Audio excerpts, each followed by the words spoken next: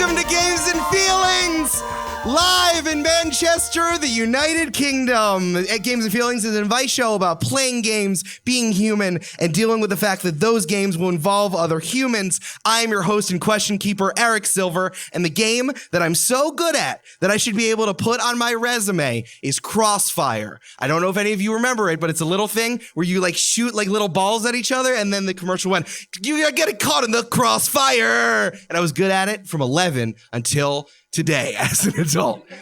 Hey, perpetual guest Jasper Cartwright. Hi, everyone. Oh, that's where he is. Hey, Yeah. perpetual guest Jasper Cartwright. What is the game that you're so good at you should be able to put on a professional resume? Probably, I want to say Tetris, but like it's probably not. I just feel like it'd be cool to put Tetris on your resume. No, that's a good reason. Yeah. So I'll say Tetris, but I'm not actually good at Tetris. No, that's good. No, I'll they're just not put it going to call you on it. Like most things on my resume, I'll just pretend I'm good at it. Oh, I see here you're very good at Tetris. Would you, good. Before I can give you the job, can I challenge you? Yeah. Just give me 3 to 4 business days, please. Absolutely. I need to prep. True. Hey, we have another guest here. How about my wife and perpetual stage manager, Amanda McLoughlin? There she is. You were so prepared. You brought your whiskeys on stage. Hi, honey. I brought you a whiskey. Oh, thank you. See, she's so great.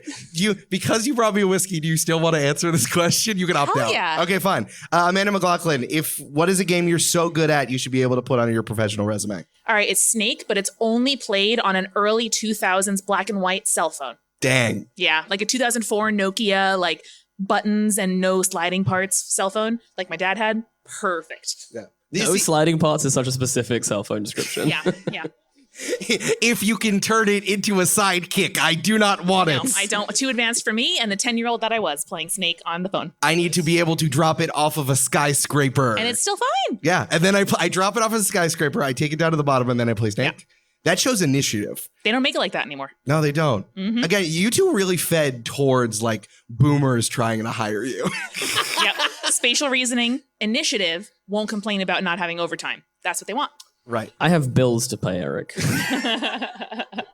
And our guest, who I'm not married to at all, this is actor, comedian, and general British funny man.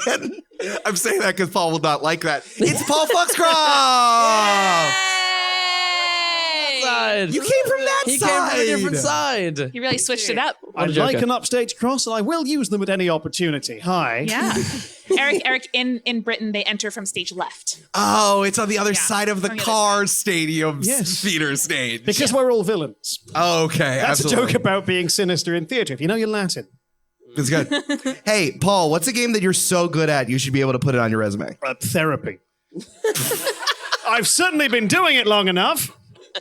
All right, and that's our show, folks. Thank you so much for being here. I've had the longest time because I worked out the pattern, which is you ask that question of everybody, including yourself. And I've had the longest time to think about it. And I don't know that I'm good at any games. I'm really good at the improv game New Choice.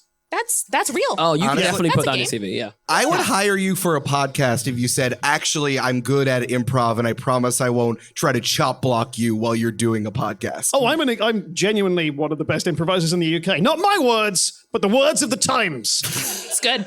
And has that helped me in my career? No.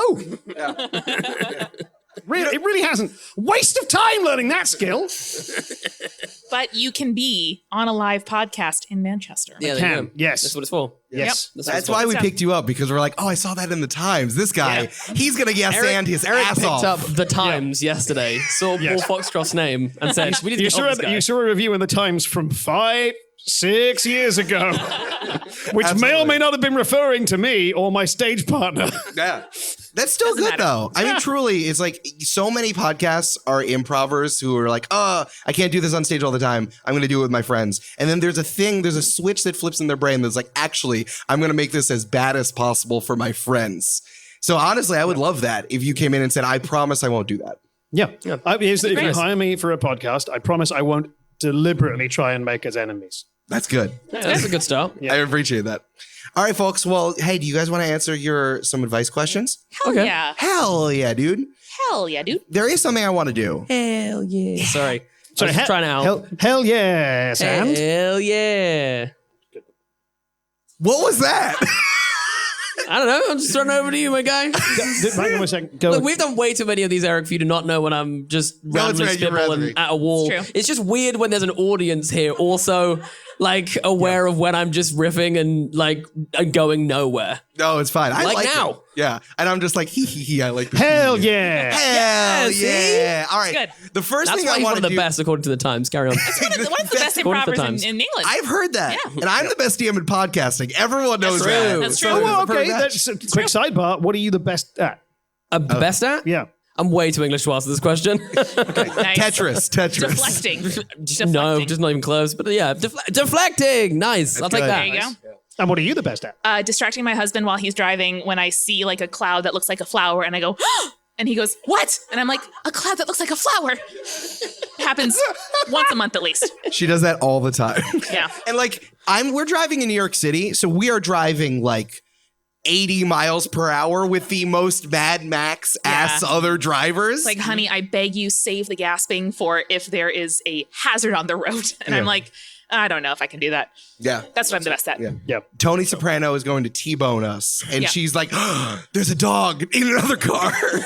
I did exactly this. My partner my partner was driving us back from Jasper's wedding through driving rain, winding hilltop, mountaintop, In the north of northwestern England? road. Never. From in the sort of Skipton region, if that plays with this room. No big Skipton fans in. Shame. Treat yourself. It's a It's nice lovely. castle. It's a gorgeous part of the world. But That's near Baldur's Gate, right? it is. Yeah, it's Yeah, yeah, between Baldur's Gate and Never Waterdeep. winter. But we're driving, and it's challenging driving conditions, and we're being quiet in the car, and I went, ah! And of course, my partner goes, what? I like thinking I've seen like a pedestrian crossing in front of us, Deer. a cat launching at something, like a guy with a gun. It's also near Pendle Hill as well, so it could have been a witch. Yeah. It's true. Yeah. But no, I had remembered that the actor I was thinking about Nice.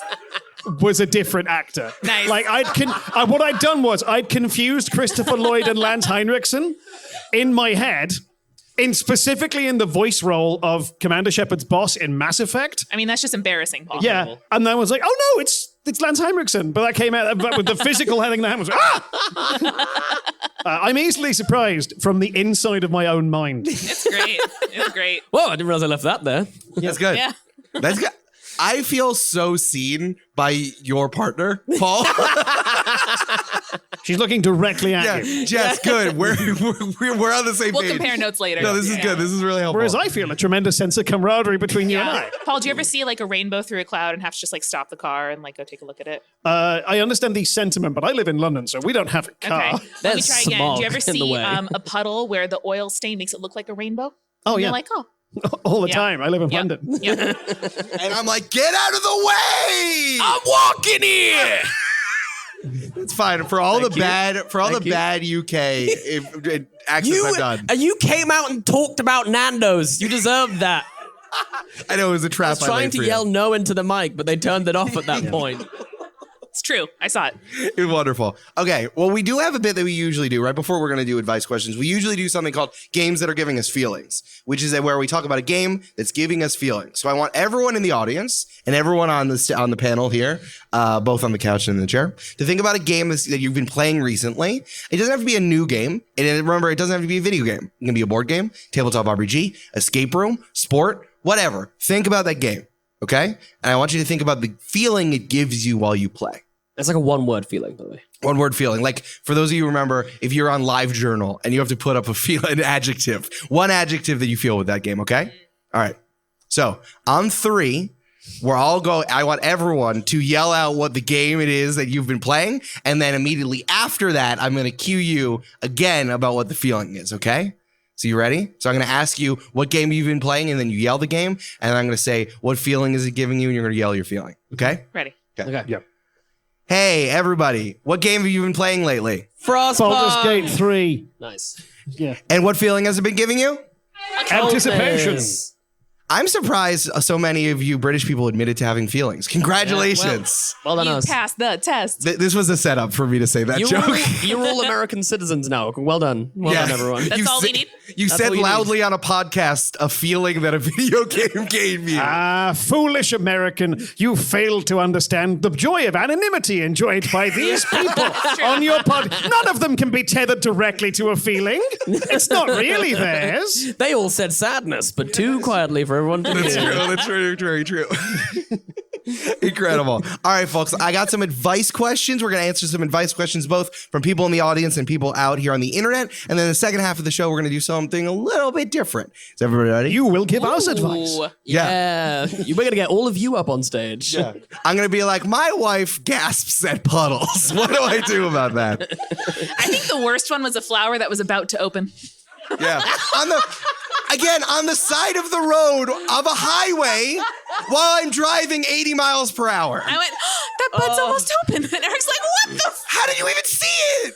I think one of my favorite things is that my darling wife will do this thing that she thinks I can't see, which is that when someone about half a mile away lightly taps their brakes, I'll just see her grip the handle of the car seat. Like, as if that's going to help if we crashed into the back of another car. And I'm like, we're so far away. It's like, truly, the braking distance is, we're fine. We're 100% fine. Yesterday, I was at a festival in Wales with a very good friend of mine, and he was driving, terrible, with really heavy rain and unfamiliar roads. And he was driving towards a red light, and it became clear by the way he's controlling the car. He hasn't seen that light. Yeah. And I did the single most English thing I could, where I went, I would stop. Small note. I have to take it. No shade. Sorry. I'd stop. If it's within your convenience, sir. Well, his response was to go, "What? Fuck!" and then slam on the brakes. That's true for our England banter bit. In the first 10 minutes, Eric and I are in London. Jasper picks us up. We go to services to get some coffee because it's 10 in the morning. We've been flying all night, and Eric and I are in the Starbucks queue. And he's like, "Oh, look, there's prawn chili crisps." Yeah. Oh, yeah, Thank you. Sweet chili chips. Yeah, Sweet chili sour cream, things I haven't seen since I spent time in Canada. So I'm so, like, and I love this flavor. It's incredible. So I'm like, oh my God, I have slept 3 hours. Look at these beautiful chips. And the man in front of us turns around and goes, "Are you on holiday then? Clearly we're not from around here." And I was like, "Oh yeah, visiting. How can you tell?" And then moments later, he said sorry and squeezed past us. And I was like, "Oh, Eric, the thing I forgot to tell you about England is sorry means get the fuck out of my way." Whoa. Down south, sorry means get the fuck out of my way. Up north, sorry means, hey, sorry to inconvenience you. We're all really polite up here. Would you mind moving? Yeah. Because we're really nice up north. On the outskirts of London. Sorry was. Oh yeah. Sorry Get the fuck means out of I'm going to drop kick you in 2 seconds if you don't move. You do need to know that. Yeah. We're shouting out Manchester specifically. You can see, this is my first time in the UK, as I said earlier before the podcast. And I drove you immediately out of London. Exactly. I spent no time in London. Kindest thing you could have done. Yeah. I was in Heathrow, which I understand is not London, and then we just left as fast as possible from being there. That's why we're doing our live show here. He got you out of there before one of the pearly kings could bite you. Yep. Yeah. Turn you into one of their brood. It's vampire rules for the pearly kings and queens. It's Bloodborne rules. It's Elden Ring rules. Yeah. I was about to say Prince Charles. King Charles is waiting for you as you go off the plane. Yeah. There he is. Yeah. The problem is that King Charles has a second health bar once you defeat the first one. course, That's the big he issue. assumes his ultimate form. Yeah. Yes, exactly. So, okay, right now, from the American perspective, what is King Charles's ultimate form? Oh, that's a good question. Because, listen, I've seen The Crown. I understand English history. Oh, wait, sorry. I need to clarify real quickly. Every interaction we've had since landing, Eric has told me everything he knows about English culture, and it is all preceded by the sentence, "Oh, I learned that on The Crown. I learned that on The Crown." Everything Eric knows about England is We're from like, The Crown. we know about the BBC's charter. We watched The Crown. Yeah, there was a special BBC episode. There was. There was. And then at one point, either Jasper or Jade did say, "Oh, you probably know more history than most of the people in the UK." And I'm like, "Oh, I nailed it." Yeah, there we go. Maybe. At least from Netflix's perspective. Yes. Yeah. Hey, it's either the textbooks or Netflix. Which one do I got to take? Honestly, probably Netflix. Yeah, I'll take Yeah. The Netflix. textbooks will just tell you that colonialism was good. So Yeah. So his ultimate form, I think he just gets more sniveling. Is that possible? More powerful and yet smaller. But with bigger hands. Bigger hands, a bigger sword. He finally gets the scepter and the crown, but his character model is smaller. He's like a smaller it's man. now size small. Yeah, 100%. Good. Sure. Good. I'll feed that back to London. Oh no, you're a spy. Yes. Dang. We're all spies. No, this has all been a trap. Dang. Hey, let's do advice questions and stop thinking about that instead. All right. Woo. All right, I'm going to do one of the questions that are from the audience here. All right. Our friends want to play D&D with us. Frowny face. Frowny face. Did my wife write this? Yeah. How viable do you think it is to start off with just 2 people? ? And I'm going to make up a name because there is no name. This is from 2 is better than 1, but 3 is a crowd, and 4 is starting to get unwieldy as a D&D party. I would like to clarify a point here. Our friends, plural, would like to play D&D with us. No, they won't. They won't. They will not. I misheard entirely. Yes. Oh, okay. Our friends won't play D&D with us. Frowny face. Right. I thought Our it was friends will my friends play- want to play D&D. I with also us. heard that. Frowny face. Yes, Like, frowny this face. sounds like Hence not- why I thought my wife wrote that, because I'm constantly trying to ask her to play D&D with me, and she gives me a frowny face. Right. Which usually My means- friend Jasper, who lives in my house. Oh no, our friends will not play Dungeons and Dragons with us. Frowny face, opposite smiley face. How viable? Eric, in England, the upside down one means happy. Oh, okay, got it. Actually, no, that's in not England, the constant upside state down of one means being. I'm not feeling anything because of a tremendous amount of effort. How viable do you think it is to just start off with just 2 people? I'm thinking it's Dungeon Master and player. Yeah. Right. Yes. Well, I did this with my lovely wife.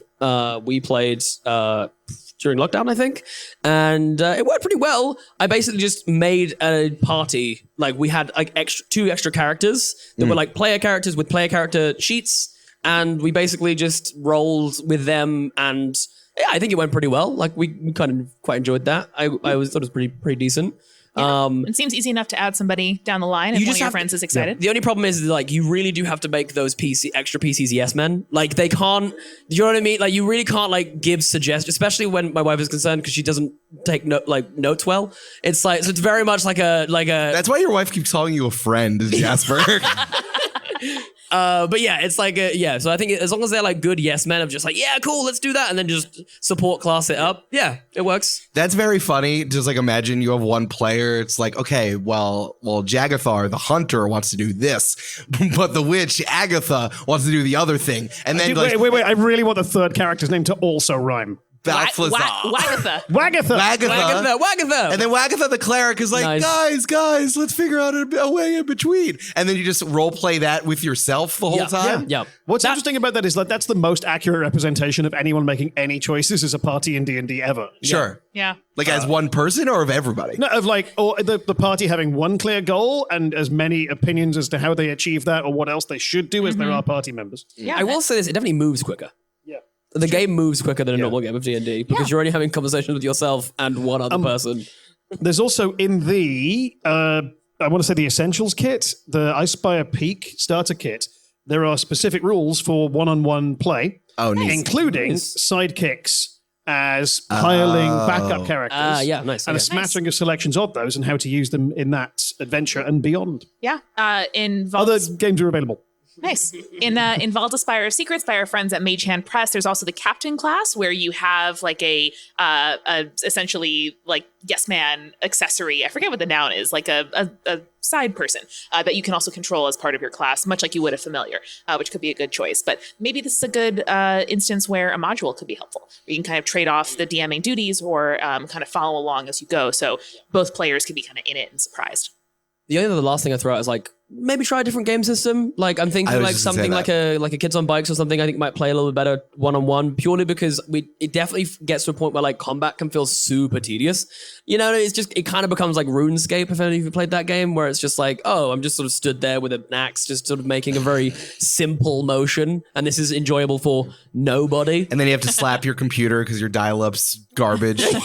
It's like, my internet doesn't work. Mom, get off the phone. It's ruining my RuneScape. That's real. That felt real. Mom! Mom! Oh! It's weird how I became American whenever I shout out my mom's name. It's good. Mom! Please.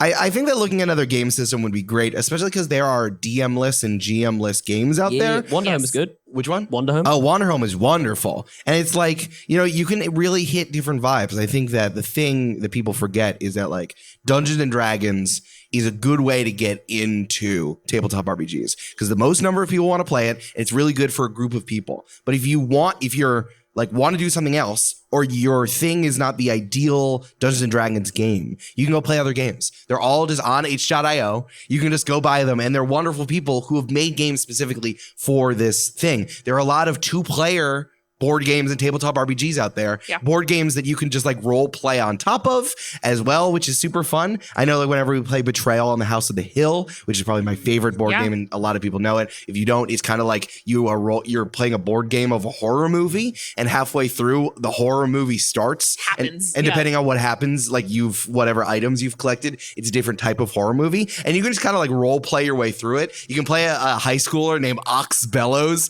who's my God. single favorite man on the best face of this friend. earth. I love Ox Bellows. And he's always like, oh, I got a D in sociology, but it's fine because I'm going to upside down state. Go upside downers. It's great. But seriously, before I started playing D&D, I was a brand new player when we started our podcast during the party. And the only role playing I'd done was sort of these little moments of like having a little voice, doing a little laugh, like playing a little scene in Betrayal at House on the Hill. And so especially if either or both of the question asker and their friend are newer to this, that could be a really good kind of way to like dip your toe in the water. Yeah. There's like a game where you play 2 people on opposite sides of a sports rivalry. There's one where you're a god and the god killer. That's a 2-player tabletop RPG. They get weird too. And if you just want to be like vibes, have fun, like if the only goal when you are playing a game is to have fun and no one is double checking, no ref is coming to your house and making sure you're doing it the way that it's supposed to be doing it. So just do whatever you want, just as long as it's fun. Yeah, nail down whatever vibe you want, because whatever that is, no matter how specific, there is a game for it. 100%. Like, you can get weirdly specific, and there will be game mechanics out there. Give me an example. Be weirdly specific about a thing and tell me what I game don't the feel thing is. comfortable doing that in public. Okay. Okay, Paul, if I were like a high schooler and really afraid about kissing, but also love vampires, is there a game for me? Oh, no. It's Jasper's premise. Monster Hearts. Go play Monster Hearts. yeah. That's I love exact. If you want to be a vampire that wants to kiss people, play Monster Hearts. Eric, what if I hate monsters and want to kill them? Okay. Then you can play Monster of the Week. That one's good too. That sounds great. Yeah. Paul, What if I have no strong opinions about monsters? Well, then you can play any other game? You can play another game. If you have no opinions about monsters and you're in space, it could be lasers and feelings. Oh, yeah. Yeah. Ah, nice. Or it's like if you something super rules light and then you can swap who is the DM, who's the GM, and who's the player. Oh, I was reading, this is a real archaic thing. There's an old game called Ars Magica. I say old, it's from the 80s. But Ars Magica was a White Wolf, before White Wolf was a publisher thing. And the idea is you play a group of wizards in the Middle Ages and their non-wizard, significantly less powerful pals. So in if you've got like 6 players, if you've got 5 players and 1 DM, you'd have like 2 wizards and like 3 non-wizard hangers Just on. regular dudes. Normal Just like people. meat, Civilians. they're always like, you are meat shields for the wizards. And I think they're the most interesting characters. That But then- sounds real. I would love to That's just be a fun real as dude. hell. The idea behind this is you kind of play one adventure with that setup, and then you kind of like caucus race. Everyone shifts to the one chair to the right. Somebody else takes over DMing. Ooh, that's fun. Like you who were playing the captain of the guard. Yep. Now you go like, well, he's having a rest. Now here's my wizard. Fun. And now you work for Good me. stuff. Okay. I like this. And yeah, but it has that nice rotating DM things. Everyone's in control of Yeah. the narrative over time, which I really enjoyed. I really like that too. I love that. I like that a lot. Hey, I hope we were helpful, person. If you were helpful, do you want to go woo? Woo! Yay! We're helpful. We did it. Incredible. Nice. Well done, guys. All right, I got a question that has been sent in through the internet. How do you feel about that? I like the internet. Suspicious Yeah. of the internet? Seems weird. I'd ask my mom, get off the dial-up, mom. Is it a question about I'm is it real downloading quest? questions from my advice podcast. Mom, I'm Get updating my off. Neopets profile. God. Mom, I'm trying to flirt on Club Penguin. Stop. There you go. There it is. All right, this one is going to be about video games. This is from Lil Baby Gamer. She, her. Most of my friends have played video games since childhood, but I only started to play video games when I was 23. When I game with my friends, a lot of the time I can feel left out due to my skill level and not being good at certain types of games. How can I talk to my friends about this without making them feel bad? So little baby gamer is new to games and feels left out. What do they do? I relate to this so hard. We were just talking the other day as I watched my husband beat Jasper at FIFA for many hours in a row. I am so glad this has been brought up. And so glad I haven't done I it. want to clarify, that night we played multiple games of FIFA. Eric scored 4 goals, That's 2 of great. which were own goals that I scored. No. Jasper scored 2 of the own goals. Jasper Trying to make scored this- the own goals, and that counted towards my goals. Yes, yeah. The important part is that I watched Eric just pick up FIFA in like 30 seconds, like figure out like, oh, this is where the kick, this is the block, this is the dash, whatever. And I'm like, man, that's a skill I just don't have because I didn't play video games as a kid. And I feel like, you know that thing where it's easier to learn languages before you're a certain age because your brain is like goo or plastic or whatever. I didn't have that. I didn't learn video games while my brain was still gooey and plasticky enough to like learn the skills. So whenever I play a video game, I have to think like, okay, X does this and this joystick does this and this button does this. And they were saying that like, if you do it a lot and if you have that skill already, it's much easier to pick up new things because you just have an innate ability to like figure out which motions do the things you need to do.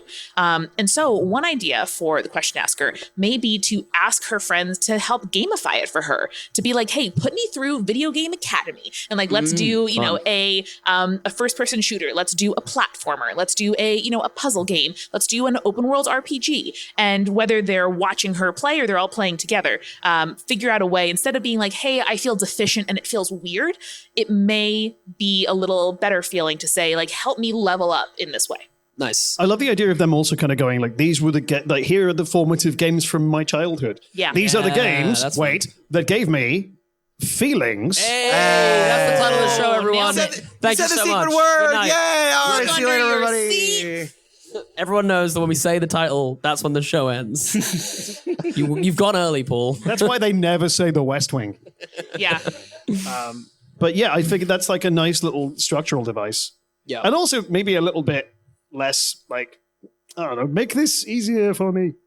Yeah. I really like this. We had a similar thing when I was in secondary school, high school for Americans, with a friend of ours who was like just getting into games, and we used to play Call of Duty, the zombie mode, and we would like basically rally around this one person and protect them from the zombies. And like it was like, I think you can like, I think that's a lovely idea because you really can make it into like an enjoyable experience of being like, we're not going to make you feel like you're a part of the team. And it's just like, we have to work a little bit harder to make sure you stay alive whilst you're figuring out like what all the buttons do. And then usually they'll come in really clutch as well. Like there's nothing better than when like that new player comes in so clutch at a big moment, like throws a grenade and it kills 2 of the zombies that are about to kill me and everyone screams and it's the best moment ever. So yeah, I love that idea.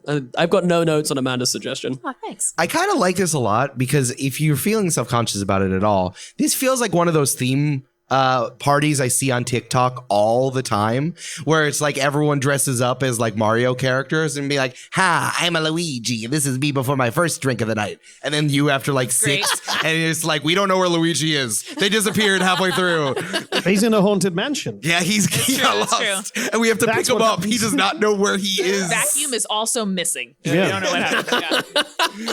So it's like, if you really want to, just turn this into content, but just for your friends. You can post it if you really want, but it's like by filming it and then like editing it together, it will feel like a bit everyone's doing a little bit, because it's like, we're putting Amanda through Gamer Academy, and like that becomes like the 5-part series that you do, or it can be just like a party that you like. That's your activity for an evening, for a Saturday night. I also really legitimately want to do this with Amanda now. Like Gamer Academy. Gamer Academy with Amanda. Like I'm genuinely like showing Amanda like our favorite games from like when we were a kid. Wow, amazing. What would you first like? And what would your opening salvo of games be? Okay, 100%. The 2 games are Spyro and Crash Bandicoot. Like The only game I know is Spyro. Yes. So I played. But have you played Spyro, the skateboarding mini game that's in one of the? I can't even remember which one it is. Oh, it's in Spyro 2. Yes. And Hunter, the tall cheetah. Yep. And I skateboard all the time. And Are you cheating on me with Hunter? No. Are you cheating on me with Hunter, the tall cheetah? Eric, all he says is Nice, bruh. That's all he says. Nice, bruh. Wow, sounds like an absolute Chad. What a Chad. Yeah, that's real fun. I think as well, there's a couple of those earlier games that contain such good mini games for like mastering games. Oh, like, yeah. like if in Spyro you can catch the egg snatcher, Yes. you can do video games now. Yeah. Like can if do, you like, know, fast-paced if you ones. because it's really genuinely hard. Like Yeah. back though in those days, game developers did not care about making things actually impossible. Yeah. Like you would There are spend some levels that are fully Yeah. impossible. like literally, like one person has completed them in the history of humanity. There's a whole ridiculous. thing. I think is it Donkey Kong 64, which is like an uncompletable Yes, game. 100%. Yeah. There's like thing's some so- of the mini games were just never finished. There's no win conditions in them. Like Yeah. it's just like Damn. here's some rats. Do something. You're so transfixed by the DK rap. You're not Yeah. supposed to care about the game. Yeah. I was old watching were a your thing about formative games? my formative games. Are super different to Jasper's. I was like, games you should play. For the content, that's good. Planescape Torment. Ooh, wow. That sounds- What that's- console? I don't know what that is, but it sounds a little different to Spyro. It is a little different. What's the log line for like, what's Spyro about? Mouthy dragon rescues species. Okay. Yeah, nice. So yeah. Planescape Torment is a long-form role-playing game about what it means to exist. Nice. So a little bit different from a gobby dragon. Okay. Yes. You know what's kind of funny is like for those games, those really, even though they feel obscure because they're role playing games, is like, you know, you could just show someone Disco Elysium, which is that, but like you're also communist, and then like you're getting a similar situation. Speaking of Disco Elysium, I've been holding off on that for a long while. Do you do this thing with like media that you know is going to be good? You're like, Oh, I want yeah. to watch Like in that, case of so I emergency. won't. Yeah. I really want to watch that movie. It will take me 4 years Till I get to around set to it. aside Yeah. 3 hours to watch in capital letters this thing. And in the last like couple of months, I put Disco Elysium on my computer, started it, and was like, holy shit, this is incredible. I just failed to roll. And my guy ran across the room, jumped, turned around, flipped the dude off, and crashed into a vending machine. Yeah. I knew none of that was going to happen. And he hurt himself bad. And he's dead now. Wow. And then I had to delete it from my laptop. course. So I'm like, I don't have the time I have to enjoy this. responsibilities. Yeah.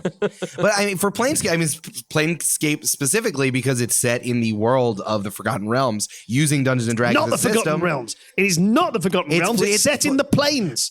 Which is the Forgotten Realms, You're the right, it's prime Planescape, material you're right. plane. Congrats, you've said the secret fucking word for me. Paul's been activated. Sorry, I should have said from a series of books published by TSR Yes. when it used to be a fantasy book publisher. That's Sorry. what I All mean. right, You Eric. found my technically correct region. I'm so sorry. May I suggest don't engage this mode during gamer college, but will not. otherwise, Yeah. you know, safe. That was this is my safe audition. space. That was Yeah. my audition for actually. But Yes. Yeah. And the new anime we're starting, Gamer Academy. Oh yeah. Hey Jasper, can you give us like the main character of Gamer Academy? Yeah.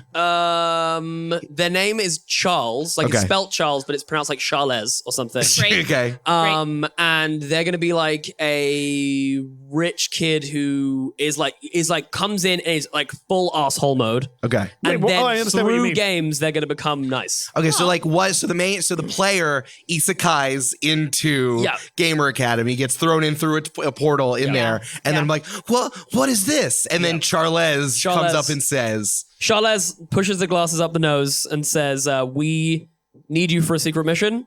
And then opens up a cupboard, like one of those like American style lockers. Yeah. And there's just like a gamepad in there, and you touch it and you transport it into the game. I love it. Good. The game is it's the Donkey Escape Kong game that you game. play with the drums. Oh yeah, that one. that's That one's good. good. It's That the one one. with bongos. Yeah. That one. hey, we're writing an anime. That's Why good. aren't all video games now played with a set of bongos? Yeah. should- Yes, every That's good. single The The yeah, every weirdest single one, Guitar Hero. Or yeah, you can play. Actually, no, With wait. just the bongo controller. No, we'll say the part of the game is that you can play with any weird kind of like early 2000s mod Yes. controller that you Yeah. want. So it's Yeah. a guitar. I had DJ Hero. Of course. Ooh, nice. Do you know what I mean? We have the laser for the N64, right? Didn't you get that Which? for Kenny? It was like a Space Invaders laser that you Oh, plugged into the N64. no, it was the one for Duck Hunt that you plugged into the original NES. There it is. So you could use that too, Yeah, just for anything. Any of them. Yeah, Any just of for fun. I'm also looking now that you can get Planescape Torment on your phone on Android and iOS starting from April 2017. So I'm not going to get anything done. I'm just going to play this instead. Congrats to everybody. Yeah. I think I would play both Mario 64 and Mario Party 4. They seem like formative things that you need to do all the time, both in terms of platforming and knowing how much easier it is to do platforming so the camera doesn't hate you. And then also Mario Party because you got to participate and beat your friends. And more about the yelling between people. Yeah. Yeah. And a good variety of mini games. Yeah, for sure. I love this. Like the one where you're on a ball and you're running into each other and you're like, yeah, this would happen in real life. Hell yeah. Thank you, Nintendo. I love doing that. Hell yeah. Cool. All right, so Gamer Academy is what we came up with. Gamer Academy. Gamer Academy, and I would say if the question asker feels uncomfortable kind of putting herself in that role of a newbie, because it can be uncomfortable to be like, hey, my skills are lower than yours. That would be my tactic, but I think the other option is to say to your friends like, hey, I would say I feel a little self-conscious about letting you guys down while we play co-op, or I feel a little bit, like I'm dragging your fun down. Help, and then you can decide if you play games with easier difficulty settings. If they say like, oh my god, that's not a problem at all, then at least you're a little bit relieved. Might be an option. I would say the piece of advice that I think I've given to people before, I think is very useful. I've given this to people for performance stuff, but I think it's really useful in this context, is it's not important to do it well so much as it's important to do it fun. Yeah. And I remembered a thing just now, which was, so I had a console, I like Final Fantasy VII was my era of consoles, the original release. And I kind of like missed when all the good 3D first FPS shooters came out for a while. And so I remember playing Halo, original Halo, multiplayer in my fake cousin's house. We could unpack that. We don't have time. Okay. In Edinburgh. Stick around after the show to a learn bunch about of Paul's her fake friends. cousins. Yep. There were 4 of us there, including a lovely dude called Dan Mossman. And Dan and I were on one team, and my cousin and her flatmate were on the other team. And they had played a ton of Halo. And I did not have the muscle memory of like the lowest button on the right is jump. Mm-hmm. Right. Like all that kind of stuff. Like, and so I was, but like they wanted to play Halo. They wanted to play Halo multiplayer. That's all that was on the table. And I was horrible at this. And so I was like, well, I can't do this well. I'll make my own game. And I remember Dan getting so mad because I was like, get away from me, Dan. You're telling them where I'm hiding. And I'll kill you. And then throwing grenades at him. And it turns out that was it. And we just bickered. But like doing that, ruining the game for everybody else, I learned how to play. Getting in a warthog and just deciding how fast you can get Trying around. to run over the guy on my team in a warthog. Yeah. Yeah. Fun. Beautiful. That's fun. I love that. Man. Mini games. Yeah, find a mini game and Or make entertain your yourself own. with that. Make your own game. Make your own your own mini game game. within the game. Whatever game you're playing, get in the warthog and try to run people over. Whatever that means to you. Get in the warthog needs to be a t-shirt. Untitled Goose Game. Get in the warthog and try and run people over. Exactly. And modders, every game needs warthogs now. Get to it. Get to it. That's in the internet now. It'll happen. Tetris. It'll be a thing. Get in the warthog. Get in the yeah, warthog. and at gamesandfeelings.com/merch, you can get the Get in the Warthog t-shirt. You can get it on a bag. You can get it on a flask. Mug. I want that to do. be. I want that to be shorthand for like. No, make your own fun here. Get in the warthog. Get in the warthog. That is the warthog. genuinely really nice. Find your own bliss. Get in the warthog. Get in the warthog. Hey, it's Eric, and I got prawn cocktail Pringles for everyone. It really tastes like ketchup chips. We got them in Dublin. I guess I was expecting them to taste more like Old Bay or seafoody, but really like cocktail sauce forward, which is very surprising. And that's relevant because this is the recording of the live show, which we did in the UK, and it's so incredible. This is like our 50th episode in the feed as well, and you're all great, and Jasper's great, and Amanda's great, and it's been so much fun doing the show for the last year or so. Just like keep telling people about Games and Feelings. We'll keep doing it. This is cool. Come hang out. Shout out to the people who have our back the most, our producer level patrons over at patreon.com/gamesandfeelings. Polly Burridge, Kelsey Duffy, and Peyton, who are all at this show. It is really cool to see them and hug them and everything. I want to get back to this recording because it's fun, but I got to tell you some stuff like the other wonderful shows here at Multitude Podcast Collective, like Join the Party, which is an actual play podcast with tangible worlds, genre-pushing storytelling, and collaborators who make each other laugh every single week. DM Eric, that's me, the best DM in podcasting, and the emphatic players, Amanda, Brandon, and Julia, welcome every single person to the table. Hop into our current campaign, a pirate story set in a world of plant and bug folk, or marathon our completed stories with the campaign, a Monster of the Week game set in a weird and wild summer camp, Campaign 2 for a modern superhero story, and Campaign 1 for a high fantasy epic. Once a month, we release an after party where we answer your questions about the show and how we play the game. We want to teach you how to play Dungeons & Dragons to the best of your ability. So what are you waiting for? Pull up a chair and join the party. Search for Join the Party in your podcast app or go to jointhepartypod.com. We are sponsored this week by Ravensburger Jigsaw Puzzles. Indulge in the timeless pleasure of assembling Ravensburger extraordinary jigsaw puzzles. Ooh, ah, ooh. Ravensburger's premium quality puzzles are crafted with meticulous attention to detail, bringing you an unparalleled puzzle solving experience. Ooh, ah, psh, psh, psh. That's a river going by. With a rich heritage dating back to 1883, it's an old river. Ravensburger puzzles have become an integral part of families' lives across generations. Share the joy of puzzling with family and friends, knowing that your cherished puzzies will stand the test of time. Regardless of your preference or skill level, ooh, an expert, ooh, a beginner, you'll find a jigsaw puzzle that suits you perfectly, thanks to the wide range of imagery, themes, and piece counts available. Start small and you'll work your way up to, 40,000 pieces! Are you up for the challenge? Psh, psh, psh. Shop Ravensburger in your local game store or on Amazon today. And now, back to the live show. I have one more question before we do the second half of the show. How does that sound? Yeah. I want to help out Paul, who's in the audience. Paul, give me a woo. Woo! Hi, Paul. All right, Paul. So, Paul says, my friends and I are keen. See, that's, it's British. Paul's They're keen. They're keen. They want to start tabletop RPGs bad, but after talking about it for literally years, we have not taken the plunge. I think we're all nervous to be a GM, and it's likely to fall on my shoulders. Apart from the obvious, just do it. What advice can you give me for that first step / first session? I got this. Do it badly. Yeah. Deliberate, just fucking lower that bar, man. Yeah. Do it badly. You can't fuck that up. Yeah. Yeah, just like someone asking you to take the dishes out of the dishwasher. Do it as badly as possible and then never do it again. I disagree so much. Amanda just got a look like, wait a second. Let me paraphrase. Okay, for sure. Like I said, it's the same piece of advice. Get in the warthog. Get in the wall. There's no point trying to do it well. It's the first time you're doing it. Yeah. Trying to do it well is just gonna paralyze you. Instead, just work out what the very base requirements are and do that.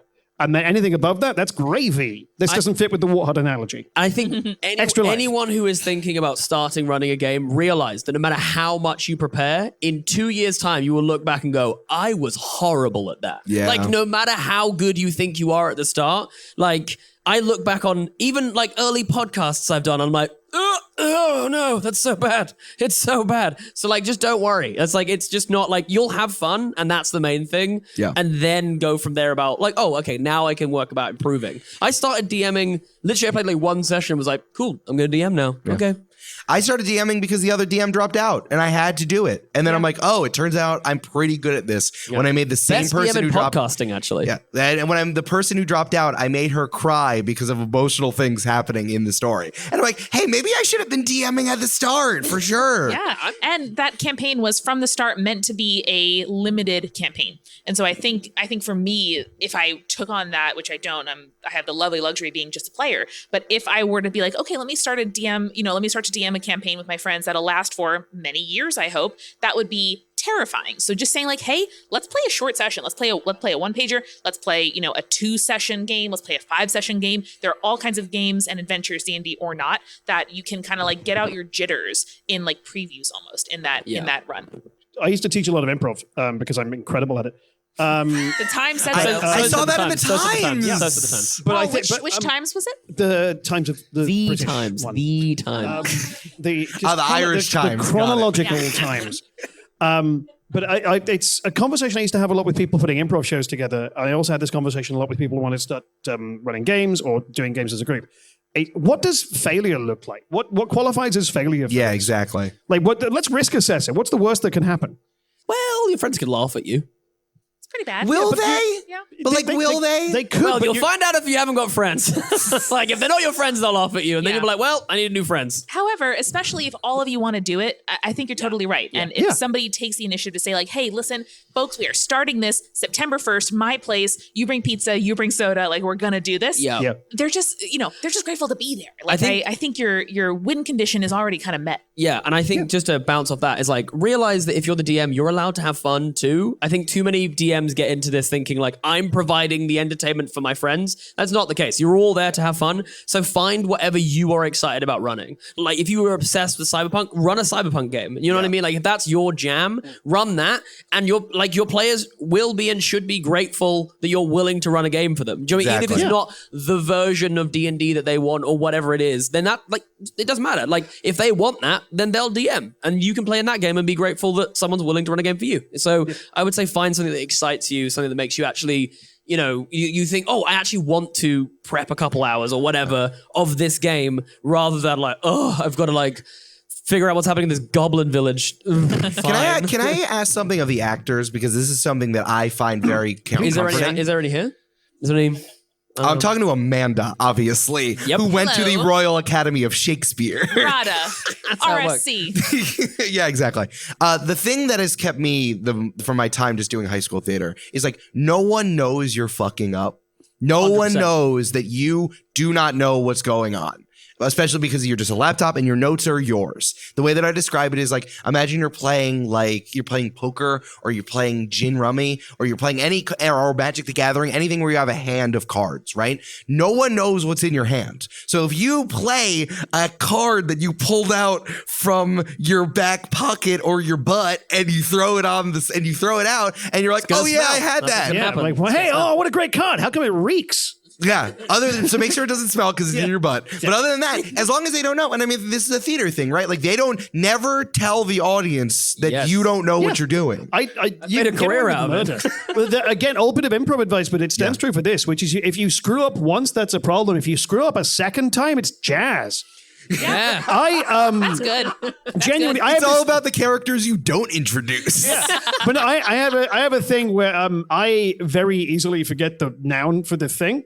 Sure. And my partner keeps a list of these on her phone. But I had a meeting with a producer who I was desperate to impress, and he had asked me when I could write a pitch for a project, and I intended to say I'm kind of busy up until Easter, but I can get it done about a week after that. What I said was I'm pretty busy up until egg Christmas, but then but then I can get it probably turn it around in a week. And he just looked up and went, do you mean Easter? And I went, yes. And he went, cool. As long as you get it in by scary Christmas, I don't mind. And I was like, oh, he thinks it's a joke. my No, we have a joke. I We got a found my joke people. going. Yeah, He incredible. still does this Incredible. bit with me. Yeah. Incredible. Nailed it. Yeah. Project didn't get picked up. BBC didn't like it, but but my point is this: the like egg Christmas thing. Or Super Christmas is what he called Christmas in Hell a recent yeah. communication Good. with me. But it was just becoming a little running gag. Yeah. But just like we did it twice and now it's a joke. Yeah. If you screw up one time, then it's weird. If you correct it, people know you screwed up. And if you do it again, it's like you can go back in time and change. You make the first mistake a cool choice. Yeah. Errors with confidence. Yeah. For sure. Describing my entire career. One of my first NPCs I had on Join the Party all the way back in our first campaign, I made a gargoyle who was going to help you, right? And I'm like, oh. Can I get the voice, please? Voice check? Voice reveal? He was just like Danny Zuko. He was like, hey, I'm helping you here. Hey, I'm flying here. A lot of that. I'm made of stone. Yeah. Yeah, nice. It was supermatic, automatic. Get out of my way.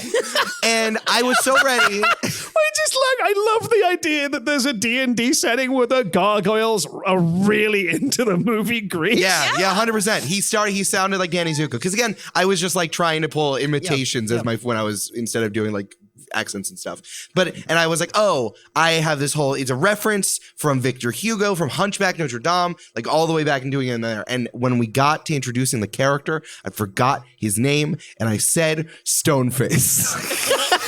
You know what, guys? He was the first character we made merch out of for that campaign. Wow. See, Yeah. there you go. The first Perfect. NPC people loved. 100%. A couple of Perfect. weeks back, I was doing a heist game with my players on the show Questing Time. That's Questing Time on Twitch. And We will plug We again were, at the end. It's fine. We'll Paul plug. makes We'll eye plug. contact with the camera. yeah. Yeah. And, but I did the same thing. They're in this elaborate ballroom. There's a costume party going on, and like every player that's ever played the game, they hone in on a person I've not prepped. Of course. And they're like, I want to find out what that guy's doing. And everyone else had these elaborate themed costumes which speak to subplots and the main plot that the players are just uncovering, which are like, this guy's dressed as a wolf, and that's a theme thing that's come up a couple of times. The guy's dressed as a falcon, and this is another thing. And there's a whole bunch of stuff in the city that's all about like animalistic stuff. And instead they go, what about this guy? And I'm like, oh. And I reach back into the grab bag of mystery ideas, and I say, without meaning to, he is dressed as a young Martin Short. Good. Great. Which then led to them go, wait, what? And I'm like, yes, because I've learned to go, not to go, that's not what I meant. And one of them went, is there a young Steve Martin and a young Chevy Chase? I went, yes, all of them are dressed as the Three Amigos. Of course Good. they were. Good. Of course they were. That's incredible. Yeah, they are now featured characters in this fucking campaign. Oh, those NPCs, they're prop comics. And that's Yeah. impressive. Yeah. But Jasper, I love what you said about prepping the game that most interests you. Yeah. The thing that I find most compelling in any kind of entertainment or media is enthusiasm and passion. And like Yes. somebody just being like so about their thing. I cannot know a shred about it before we get into it, but just seeing somebody like go hard for a thing they love is the most compelling thing in the world. So prep a campaign you love. Your friends will be grateful you did. Yeah. Absolutely. 100%. Just do it. Hey, Paul, did we help you? Yeah. Paul said yes. Woo. All right. You got feelings. Yeah. Is that part of it? Yeah. Yeah. Yeah. Is now. Yeah. Yeah. Yeah. Paul, stop harassing the audience. He's standing right there. He's getting in their face. My whole vibe is I heckle the room. It's a good See how it's they good. like it. Yeah, I like it a lot. It's good. Yeah, because this has been such a disrespectful audience. Not Give it back to them, honestly. Not while I'm here. You guys are wooing beautifully. Yeah, you're keeping them in line. All All I've right. cut a lot of the booze, honestly. In the Mischa, audio version, Mischa, you're cut listening the back. booze Mischa, and Mischa, put make in it sound- cheers. Make it sound like they like us. Yeah. Mischa, put the like button up and Yeah. take out the cut. And Mischa, Can you put Uh, on the "They Love Us" filter? Is that okay? Can you do it real quick? All right. Can you give us the podcast equivalent of big anime eyes, please? Yes, exactly. Hey, audience, Thank you. can you cheer what you think big anime eyes are? They were stunned. That was zero. That was like Somebody did response was attempt a zero. half-hearted ooh-woo. Yeah, but no, but it was like the most British version as well because it was giving up halfway through. It was like, woo. I appreciate someone ooh-wooed here. That's great. Yeah, that's great. All right, if you want your advice questions read, just submit them over in the Games and Feelings website, or you can give us more here, and I can bring them back to me in the United States, and that'll be fun, and we'll record them later. But thank you so much for the people who have given their advice questions. Now, we're going to do something completely different. Yeah. Here. Hey, Jasper, you want to switch spots? Let's switch spots. I'm reaching for props back here. I say props, it's my laptop. Monty Python reference. Hey, everyone. So, there's this weird thing that happens on Games and Feelings quite often where I'll get to the end of a podcast and Eric will go, hey, I've prepared quiz questions for you about something that is really random that you had absolutely no warning about. And so I was like, Eric, I'm going to do the same to you when you're in my patch. So that's what I'm doing to you now, Eric. Hell We're going to yeah. do a quiz. Yay! This quiz is called Lair Actions. The main reason is because the idea is that at the top of the round, I'm going to read you a rule that is random that I picked for vibes. Love it. I thought it was because we were in King Charles's lair, because he's about to turn into a second With his floor. big meaty hands. Yes, Yeah. absolutely. His big His lair- crown. His lair is the entire British Island. I know, that's why we're in his Except lair. for Ireland. That's why we're going there after this. The only place you can literally be are sure. going straight to Ireland after this. That's Yeah, pretty that's good. like at the end of Elden Ring. We're going to escape, and then we're going to fight some big weird demon that kind of undercuts the end of the game. Can you not give us spoilers for Elden Ring, please? You should have played it by now. You, it's It's fine. It's been out for a while. Yeah, it's fine. Okay, the first round is called the UK versus the US. Wow. But War of 1812 right there, my friends. And the little plot twist for this one is there is going to be a bonus point for whoever gets the right answer. Because if there's one thing... Sorry, there's a bonus point for getting the question right? Okay, listen, I clearly misspoke there, didn't I, Paul? Thank you for calling it out. You're welcome. No, Jasper, just say yes, exactly. Oh, sorry, yes, That's exactly. what I meant. Damn it. I need to listen to a good advice podcast. No, so basically, if you guess the first question, you get to answer a bonus point question. Got it. Because in the UK and the US, we're very good at getting somewhere and claiming all the spoils for ourselves, even if someone might be better placed to use those spoils. Incredible. It's a metaphor for colonialism. That it is. British Museum rules. Yeah. Oh, there we go. That's nice. That's a better name for you this. go. Love it. Mischa, cut everything up until British Museum rules. Yeah. Everything. And then cut everything after. The podcast is 3 words long. 3 words. Well, that's it. Okay. So, first question for all 3 contestants. I guess actually no. I can keep score. I didn't think about the whole keeping score thing. We'll keep our own score. Keep your own score your by own vibes. score. Yeah. All right. Keep your own score. Okay. I'm on 9. UK versus the US. I'm at 3. That's somewhere in between 3 and 5. You're all at actually no. Do you mean 4? No, I mean somewhere in between 3 and 5. It doesn't have to be an integer, Paul. Touche. There you go. Well, it's getting competitive now that they're both on the red sofa. Yeah, the sofa imbues Well, some because I'm vibes. done with my interview with Graham Norton, and now I'm on the sofa. Sure. Or Graham. And it's Norton, red, as so you it's both said evoking the earlier. Cold War. Okay, first question. Who has the best-selling author of all time? You just have to buzz in and say UK or US. Buzz. Buzz? Yes. I'm going to go with the UK. That is the correct answer. Hey. 1 point. For a bonus point, and only you can answer, who is that author? Oh, man. Can I say, Bible. like, the Catholic Church? Whoa, deep, but no. Okay. Technically, we have our own church. The Church of England. Can I say the Church of England? Still no. I thought it was going to be, like, whoever they counted printings of the Christian Bible as. That's why I assumed. Oh, I see. Well, that'll be Jesus, I guess. Well, you know, and they were all obviously English. I failed which RE, is why so we I have don't the know. Church of England, right? Not because one dude wanted a divorce. Certainly Obviously. not. Certainly Obviously. not. Certainly not. Certainly not. Though the answer for the bonus point is Shakespeare. Oh, so it was by a group of people. Which one? Hey, whoa, hey, Wow. how dare you? Wow. How dare you, I didn't sir? expect this controversial opinion to come from the red couch. Damn. Hey, Graham Norton's talking to Benedict Cumberbatch, and I gotta spice it up. Nice. That's true. Okay, fingers on buzzers. Actually, we should just do this real quick. Can get your buzzer noise, please? Dirt. Buzzer noise? Buenos dias. Buzzer noise? Eric Silver. Nice. Okay, Always say your own name. It works every time. fingers on buzzers. What is older, the first UK stamp or the US Constitution? Buenos dias. Yes. Stamps.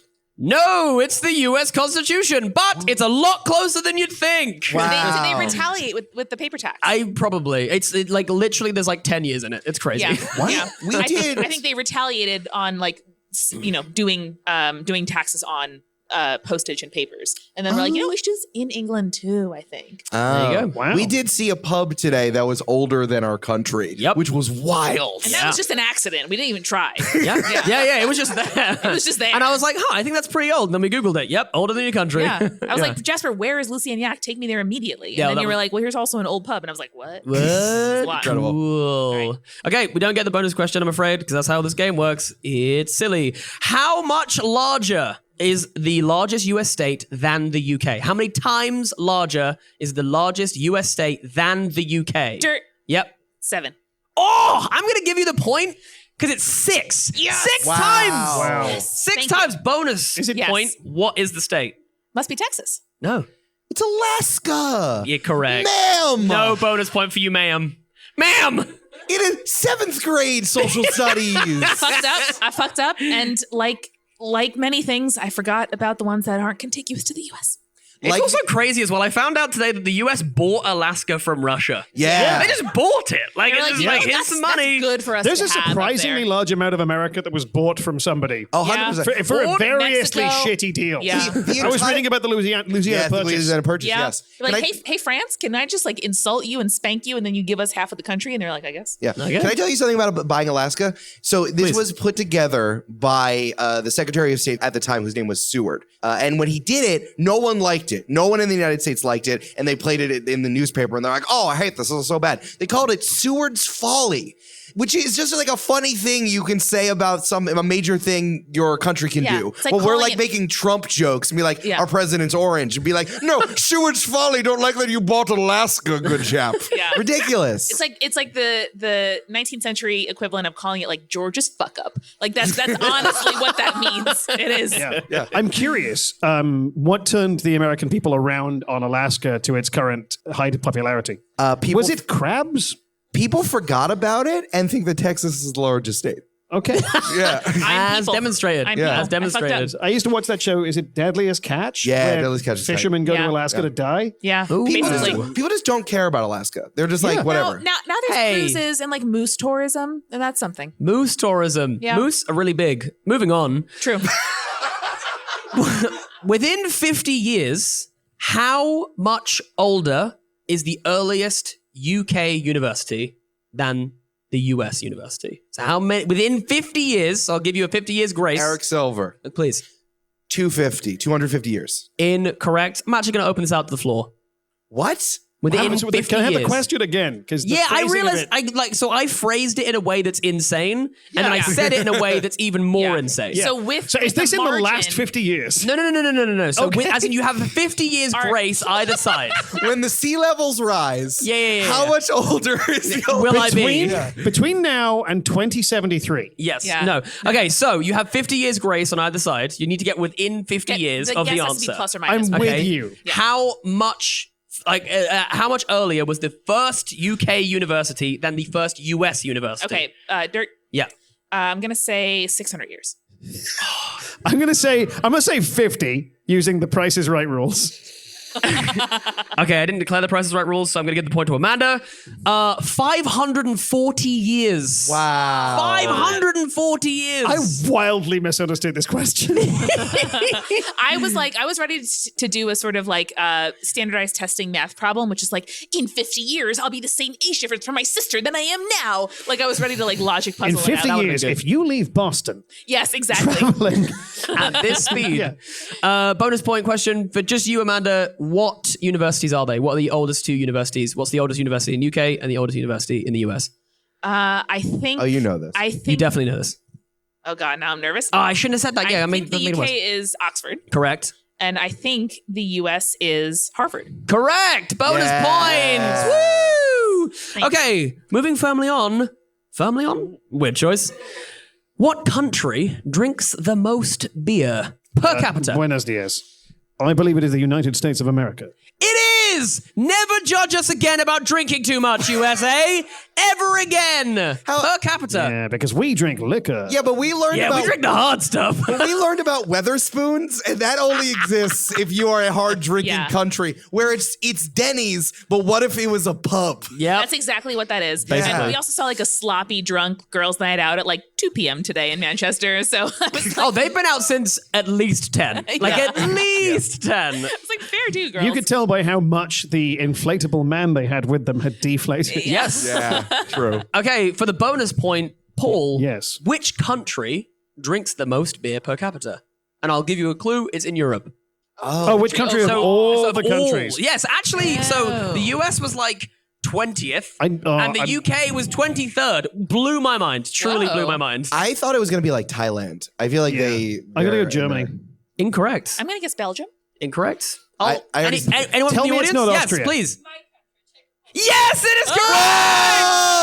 Oh! Lot Czech coming Republic. through. Okay, 10 points to the audience. The audience is currently winning. No! Okay.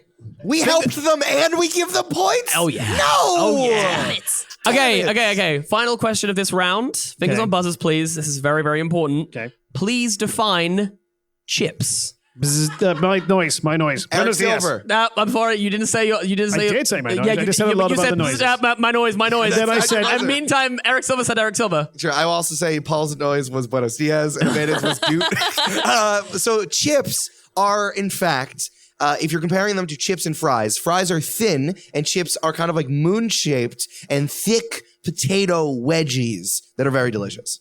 Correct. Yeah, dude. They are not thin crisps. Crisps are something different, America. I kind of like crisps more than chips. It Okay. really describes it a little bit better. I'm really glad that you got this so that I can ask you the bonus point question, which is, what are biscuits? Biscuit is something you get with barbecue, and it's big, chunky, delicious. Incorrect! Minus 5 points, Eric Silver. Minus 5 points! That's fine. I'm going to get a cheeky Nando's. See you later. That's our first round done, everyone. Thank you so much. Incredible. The US. Thank you, Hell yeah. Jasper. Okay. Right, we're moving on to specialist rounds. Specialist rounds. The weird little rule for this one is going to be that each of our contestants will have 5 questions in their specialist round. Incredible. This is the thing. If you get it wrong, the other 2 will be able to confer. If they get it correct, they will both get 2 points, not Right. 1 point. Incredible. I Jesus. love this. Oh, yeah. I love this. Oh, yeah. This is crazy. Okay, we'll go this way through the questions. Eric, your specialist subject was? The Mario series of games. Nice. Yes, correct. I was about to say incorrect. I don't know why. I panicked. I'm not very good. Incorrect. No Incorrect. points. No points. Let's Moving on. confer. yeah, I think it was. Okay. In what game did Mario first appear? That would be the arcade game called Mario Brothers. Incorrect. Moving on to... What? Oh, I must have got the name wrong. Yeah, it's Yeah. incorrect. You can confer Was and it get the 2 first? points. Can I ask? The first time that Mario appeared in a game. As Mario or as Mario? No, that's right. You're wrong. No, that his name was not Mario. Yeah, at was the he time. Jumpman? I know. I think he was Jumpman, and I think it was Donkey Kong, but I could be wrong. I abstain. No. In Donkey Kong? It was Donkey Kong. His name was Jumpman. He wasn't Mario at the time. Hey, Eric, second question. What's Mario's original name?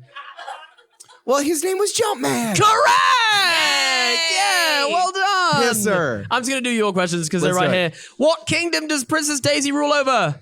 Princess Daisy? Yep. See, that's a trick question because she's Peach's cousin, so she doesn't roll over anything. Look, I just asked the internet for these questions, dude. Don't give me a hard time. yeah. Ooh. No, but it's a trick question. Oh, well, just say something. So then- it's and then probably what the does- Mushroom Kingdom, I guess, theoretically. Nope, you're wrong. You I do? don't know. The Flower Kingdom? I saw that movie. It was really cute. They were all little toadstools. The Toadstool Kingdom? Nope. Okay. What was it? It's Wales. Sarasaland. Is that the Japanese name for the Mushroom Kingdom? I don't know. Maybe. I want to acknowledge that Paul said Wales. That was really funny. Also, You're it's right, harder. you're right. I'm doing this from Nando's, so I can't really hear you. You're right. It's hard. It's hard. What level of spice have you committed to? Base none, 0, obviously. Lemon and Lemon and herb. herb. If you're getting a baby. cheeky Nando's, it has to be as white as possible. Yuck. Jess laughed a lot of that joke. I hate this. What game did Super Leaf first appear in? That would be Mario 3. Correct! I And like it because finally, you turn into a tanuki, which I learned from the Spirits podcast, is like just a horny raccoon man. Huge testicles. Giant testicles. Yep. so big.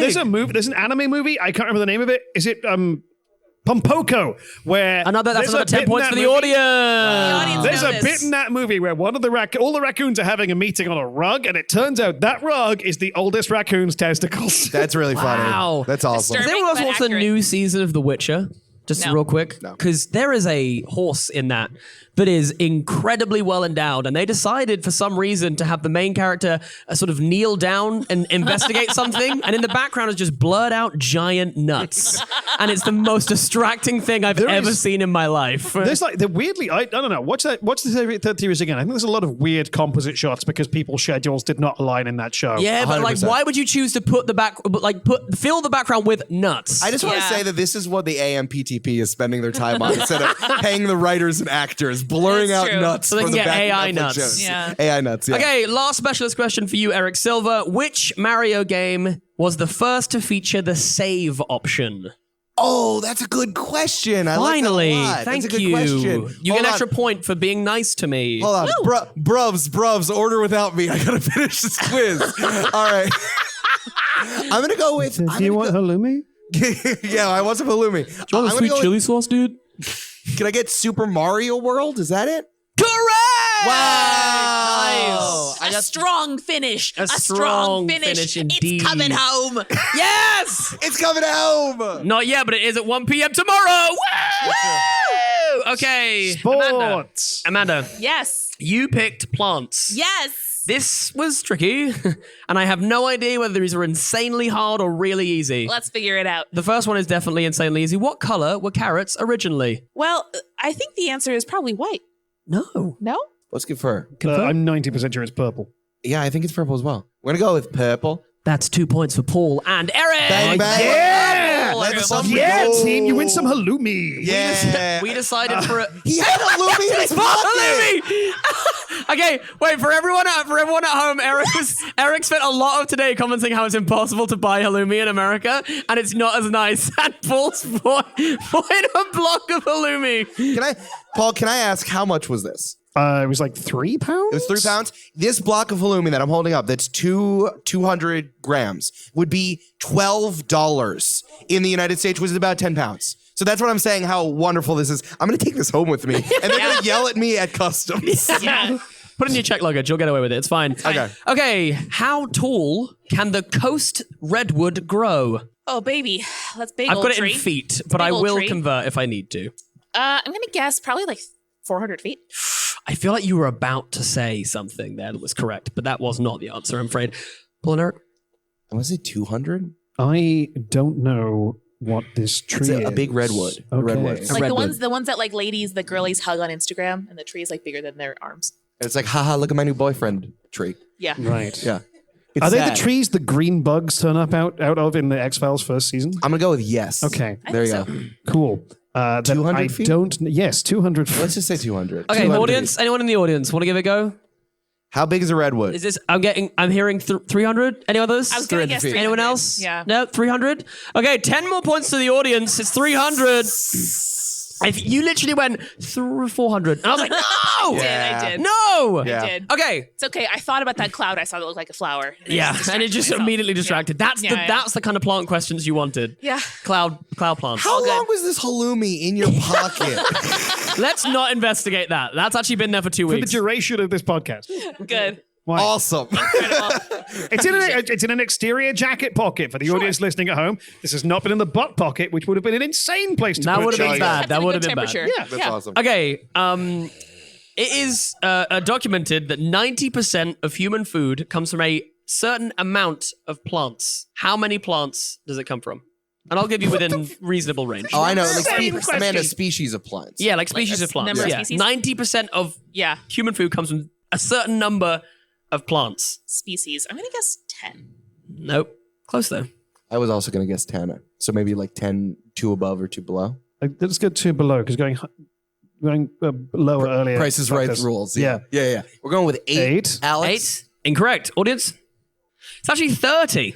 Okay. Oh. Crazy. So Okay. I think audience is closest using Price is Right rules. I said close, but that's because like in my head I was thinking the guesses would be like 200. You know what I mean? Oh. So that's The pretty way close you to phrased me. the question made it seem like it would be a very small number. Yeah. I think it's a pretty small. 90% of our food comes from 30 types of plants. Seems bad. Yeah, but like there's a lot of plants. Moving on. That's why we're doing a bad job on the earth. Thanks, Yeah, truly. Monsanto. Yeah. Okay. We should eat more stuff. Yeah, we should eat more things. I'm going to give you 5% either side. Okay. What percentage of an apple is air? Is air. Damn. Damn, dude. Well, I don't know. No, that's a great This is a question. philosophical question. Do you mean I'm what so percentage excited. of an apple is the made up constituent of- ingredients of air? No, it's made up of air. Yeah. What percentage? Is that an apple? I'm going to guess 25%. I'm going to give you that. Wow. 20% of an apple is air. Yes. Let's go. That's very good. Okay, and lastly, how fast can the Burmese bamboo grow per day? Oh. How much does it grow per day? This is like 18 inches. 15 inches. I'm definitely giving No, that give point. that That's to very him. good. That's very, very good. Yes. Let's go. Very good. Okay. A strong finish. It's coming. strong finish. I, for one, am very excited to see which of the 8 suggestions for my specialist subject Jasper picked. One of them was memories of your visit to my house. Yeah, I turned around to my wife and went, I don't know what to do with that.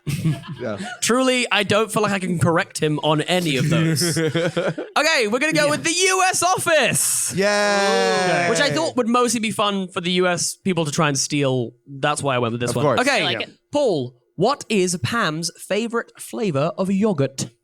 It's a berry, and hang on a second. It was Halloumi. off, and Jim told her that, and that's the first time they spoke. And it was It's not strawberry. It's It's another fruit yogurt, and I can't think what it is. Damn it. I'm going to go with... I think it's raspberry. Nope. What do you think, honey? I have no idea. We're not one of the Americans who watches the U.S. Office all the time, unfortunately. I'm going to guess peach. I think it's a berry. I think it might be blueberry. Blueberry? Let's go Blueberry. Blueberry. Blueberry? Anyone in the audience? Correct! Blueberry! I was so gutted because if you'd have just said berry, I'd have given it to you. Yeah. Nice. Another But point yeah. to the audience. Incredible. Okay, what is the name of Michael's spy thriller? The fact that you knew berry as the yogurt, but you don't know this, that's wild. It's something midnight, and it's really annoying me. It's Michael Scarn in... Okay, Jess, while driving home later, if he gasps, just know. Stay in control Just of the know. car. Stay in control. Don't be afraid. Yeah. Oh, God, it's lost to me. I got it. We've got fingers on buzzers here, Paul. I'm going to press you for know. answer. I know it's not this, but I'm going to say Operation Midnight. It's not Operation. Incorrect. Eric, Amanda? Oh, I thought it was Operation. Yeah. Oh, really? hilarious. All right, how about Last Midnight? Incorrect. Audience.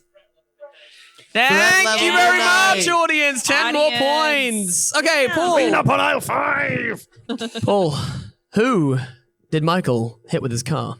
Meredith, come on. Correct! The opening episode in the cold open of the first episode of season 4, which was the first two-parter in that series. You get no more you- points for I don't that. give a fuck. I'm not here for the points. And you didn't know mixed berry. I know. Wow. Mixed berry. Big Weirdly, that was the fan. first US Office episode I saw.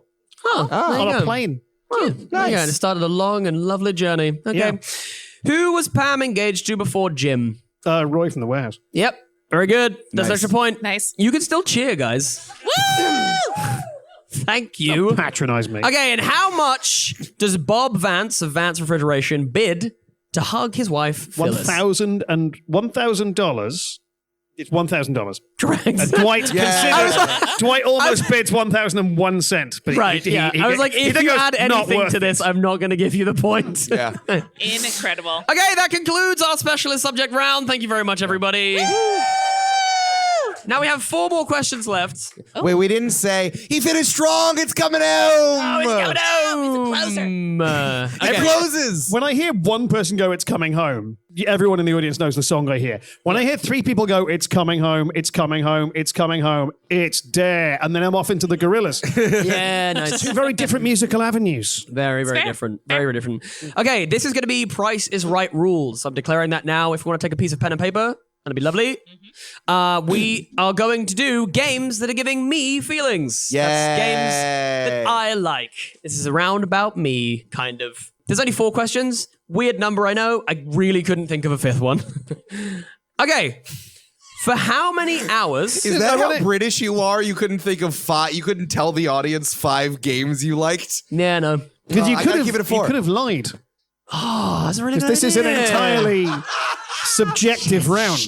Shit. Okay. Oh, let me. Try it now. Ask me a game I like. What game do you like? Hopscotch. Wow. You don't like hopscotch? No. Weird. It's an objectively fun game. Outside nonsense. Okay. For how many hours have my wife and I collectively played Civilization 6? Oh, hell yeah. Clue, it's in the hundreds.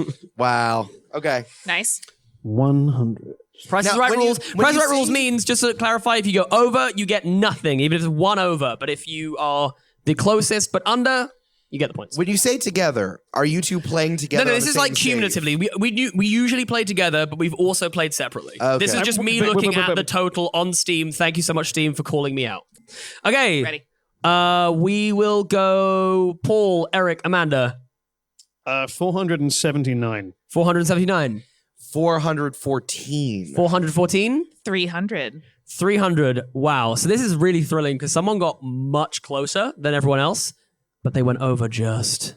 The answer is 462. Son of Which, by the way, is like 19 days. Absolutely horrific. It's a lot. It's a lot. It's a lot. It really is a lot. I'm taking that point with me to Nando's. This podcast is sponsored by Nando's. Do you want chicken? And it's okay. Nando's. Your points have been retracted. Incredible. And given to the audience. Nice. Woo. Thank you, audience. Fallout 3 is my favorite game. Canonically, what year is the protagonist born? In what Ooh. year is the protagonist born? Cool. Smart. Can I ask you a question? Yes, please. Are years different in the UK than in the United States? Yeah, we use metric time. That's what I was asking. Thank Except you, when you Paul. measure people, apparently, then you use inches for no Yeah, reason. so do I need to do stone here? How many stone old? Yeah. Yeah. Please give me the. What was the birth weight please- of the please protagonist? Please give me the year from the conception of Earth. We're gonna go Amanda, Paul, Eric. I said 2100. Okay, 2100, 2140. 2140. I went 2112. Ooh, Like wait, who's Mars. closest? Just like Mars 2112. The restaurant. The best restaurant that I went to as a kid. Paul's highest, correct? Yeah. Okay, Paul, you're correct. The answer was 2258. Oh, that's old. It's a Wow, I was over 100 years out. And you still got the point. Good job. I still like the people who created Fallout, the people at Bethesda, where it was like, oh yeah, it's gonna be terrible, but the Earth is definitely gonna be around, and it's like, no, it's just not. Opposite Nah. dude. No, exactly the opposites. Yeah. Okay, this one. Woo! Climate change. Woo! I thought one of Jasper's plan questions was going to be about sea level, and I was like, this is a bad idea, bro. Nah, They were not. They were not. I'm not gonna do that. No, no. Next question. In the forthcoming resource wars, How much water will it take for me to play Fallout 3 for 10 minutes? Yeah. More than I have. Okay. Again, The audience hates this. Yeah, oh, truly. I know. Which is why I'm trying to move on. I don't know if anyone guessed or saw that, but I'm trying to answer the next question. Which is my favorite Final Fantasy game? Still Price is Right rules. I know, Incredible. worst Put it up. question, but I like it. Oh, that's a great question. It's still Price is Right rules? Yep. That's crazy. May I use pen, Paul? Here you go. I'll let the audience jump in here as well if you want to shout out. Okay, we're gonna go audience. Eric, Paul, Amanda. Audience, all of you. Okay, cool. As an actual competitor and not the audience, I also said 7. 7. 7. I also said 7. 7. 6. 6. That is point to the audience because I heard someone say 10. Ooh. Bang Wow. on. Yes. Of course it was Kyle. Of course. job. Good job. What have you got against Cloud Strife? I was just not old enough to play 7 and then haven't played the remaster. You can play it on your phone right now. You can play the original That's like Final the Fantasy. second time about it. You can play this on your phone. What do you Jasper put? is You leaving put a the big stage. phone. I can play Planescape and Final Fantasy 7 at the same time. It's incredible. Yeah. Also, listening audience, have you played Raid Shadow Legends?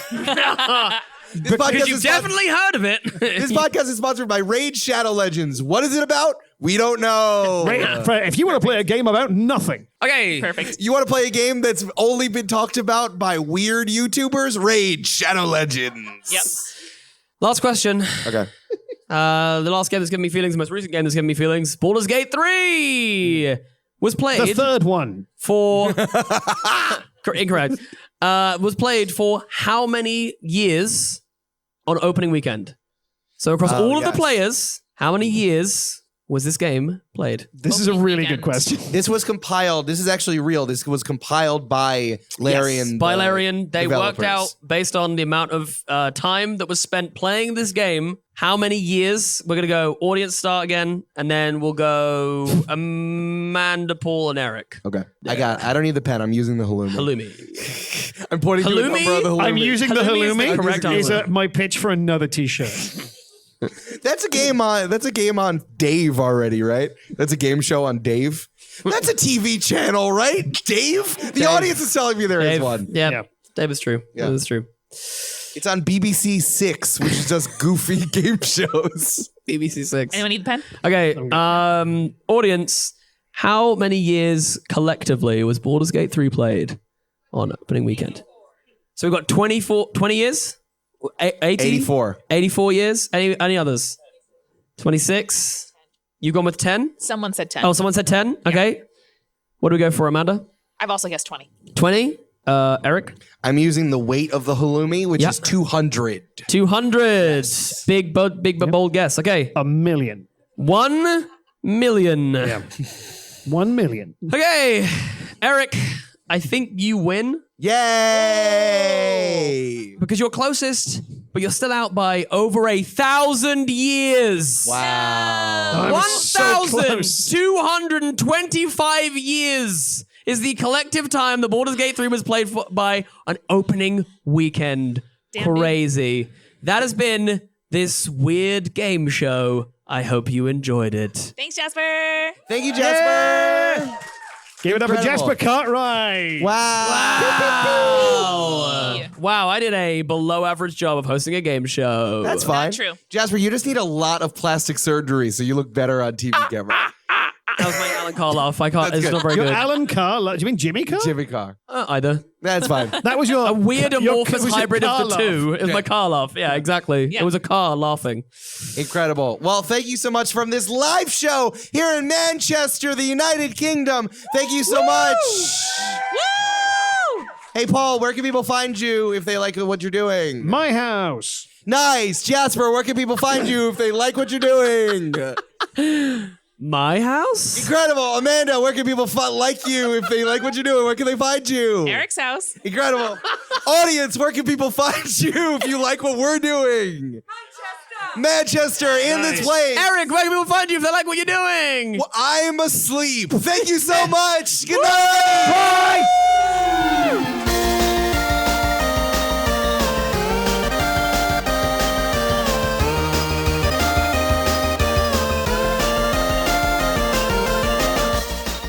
Games and Feelings is produced by Eric Silver and edited and mixed by Mischa Stanton. The theme music is Return to French Toast Castle by Jeff Bryce, and the art was created by Jessica Boyd. Find transcripts for this episode and all episodes at our website, gamesandfeelings.com. Until next time, press X to enjoy the podcast.